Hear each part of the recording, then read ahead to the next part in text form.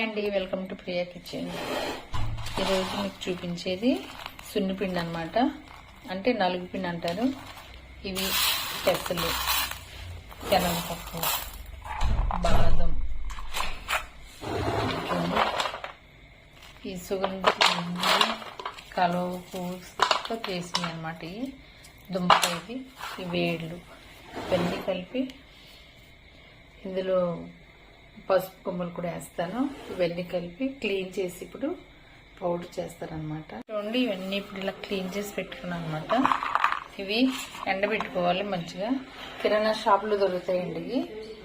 ఇవి చిన్నపిల్లలకి పెద్దోళ్ళకి కూడా చాలా మంచిది.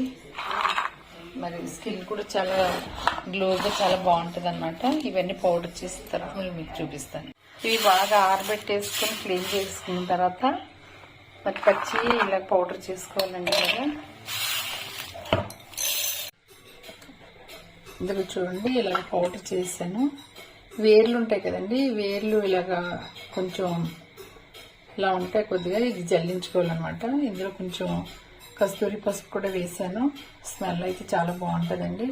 స్కిన్ కూడా చాలా మంచిది. ఇది చిన్నపిల్లలు పెద్దలు కూడా వాడుకోవచ్చు. ఇది కొంచెం జల్లించేద్దాం ఇప్పుడు. ఇదిగోండి, ఇది ఒక బౌల్లో తీసుకుందాం ఇప్పుడు. చూడండి, ఇది 2 ట్రిప్పుల కింద అయ్యిందనమాట.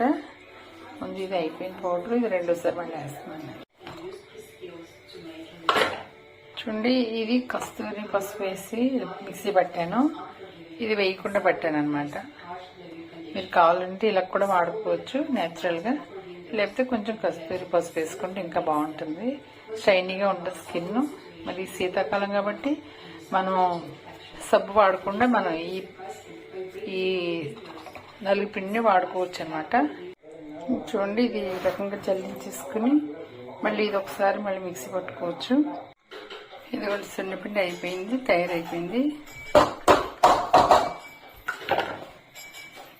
చక్కగా దీన్ని ఎండలో పెట్టకూడదు. ఇంక దీన్ని ఇది ఒక మంచి డబ్బాలకు, మూతన్న డబ్బాలకు పెట్టుకుని ఫ్రిడ్జ్లో పెట్టుకుంటే సంవత్సరం అంతా పనిచేస్తుంది అనమాట. అసలు పాడవకుండా మంచి స్మెల్ వస్తుందండి.